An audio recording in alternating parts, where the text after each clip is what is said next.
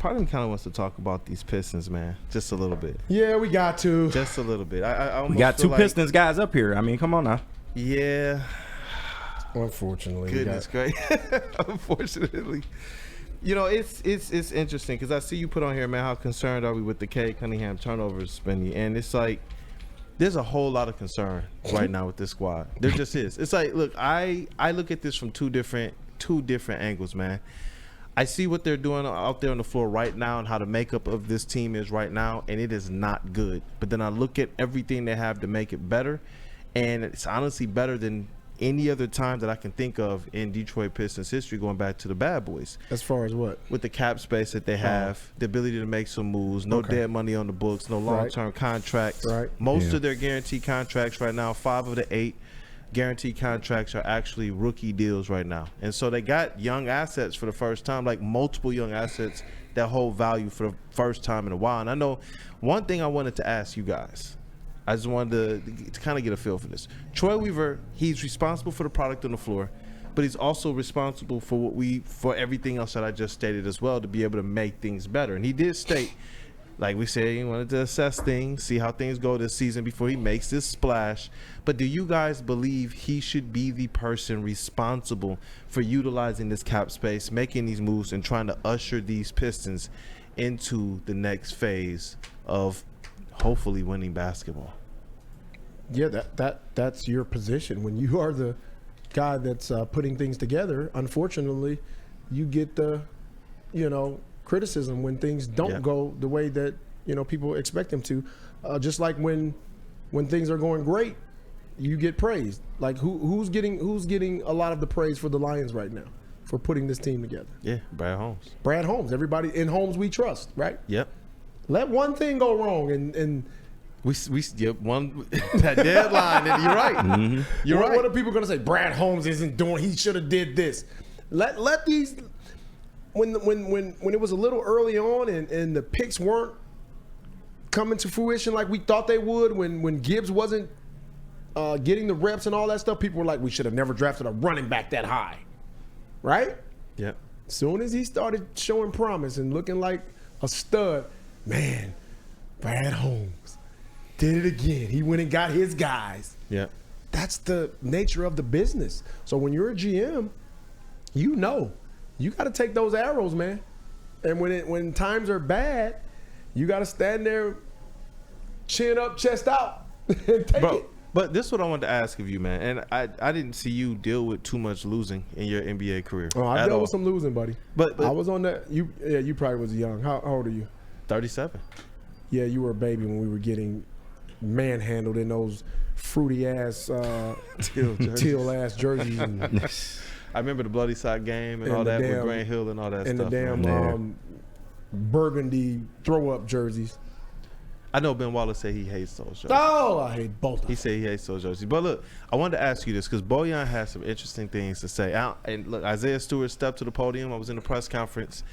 And it was made known by Monty Williams that Bojan was in the locker room talking to the players. So when Stu got up there, they asked him, hey, what were you guys what was Bojan saying? And he was like, he told us that we practice harder than we play and we go harder against each other. And I'm like, man, how much is this losing streak affecting what this young team is doing on the court? Because the reality is this, man. They got some injuries to some of their vets. They're just now getting Bojan back. Alec Burks, his three-point shot has just fallen off a cliff. Those are looking like ducks right now. Is that how it goes, Spinny? Yeah. Like that. Yeah. But they got 8 players in the regular rotation on rookie contract deals, man. How much of that is a factor? Because those statements to me were just like, ooh. Like, you don't even want to put that out there right now, that the notion is that you guys practice harder than you actually play. Well, honestly, you're supposed to go hard. The whole idea of practicing hard is you practice so hard that the games are easy and fun. That's the whole mindset behind that. Seemingly the problem is it's not transferring to the games. And when I'm watching these guys play, what it appears to be is that they were leading in that game against Memphis. They were leading 84-82 to start the fourth. Mm-hmm. Yeah, they were leading for a good portion of that game. At any sign of adversity, it just seems like they fall apart. It's like almost a mindset of, and I've been there. I've been on teams like that, where when the other team takes the lead or make a run, it's like, oh, here we go again. We can't win. And that's the body language that we're looking at when we're watching them play. It's like all the energy has been zapped out of these guys. And it's just heartbreaking to watch over and over again. And even looking at, I was sitting at the game. I was sitting right down on Media Row watching the body language of the bench, because I want to see, like, what is there anybody trying to uplift like the guys? Motivate those guys, yeah. And it's none. The energy is zapped out of everybody, and I don't know, what it's going to take to revitalize them, man. And I just hope that they aren't too far gone. Dude, they've lost how many in a row? 18? Mm-hmm. Yeah. Dude, that's tough. That's tough. And you're looking at your schedule every single day, and you're sitting here trying to circle games like it's going to be that one. I don't even think that they should be in that mindset at all. Like, I know we do as fans. We sit back as fans, as people who cover the game, as people who've played the game, as people who now, all of us in here, man, on this network, it's our job to be clued in to what's going on in the sports.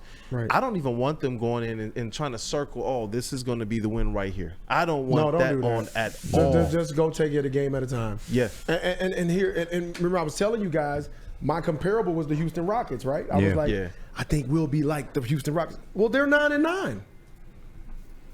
They're right where I thought the Pistons would be. They're 9-9. They're sitting in 10th place. They're going to be fighting for a play-in spot, right? It's tough. If they make a run, they'll be fighting for, whatever. Something got to give. A higher seed. Something got to give. Because, I mean, even to your point, Lindsay, like when you were losing and a part of those kind of teams, it was a different kind of era of basketball. Yeah. This era of basketball, these younger players, their mindsets ain't as tough-minded as y'all was back then to try and tough it out and get through it. I mean, you can't continue to just keep losing. It's going to look bad, man. And Troy got to do something. Everything needs to be on the table. Minus Cade Cunningham, everything needs to be on the table at this point. Because if they go another, let's say, 6-7 games of losing, then what? The fans are already outraged. Yeah. I don't think it could get any worse in the locker room. Like, something would have to happen before the trade deadline. And what I heard was they have no plans, no intentions of trading Bojan Bogdanovic.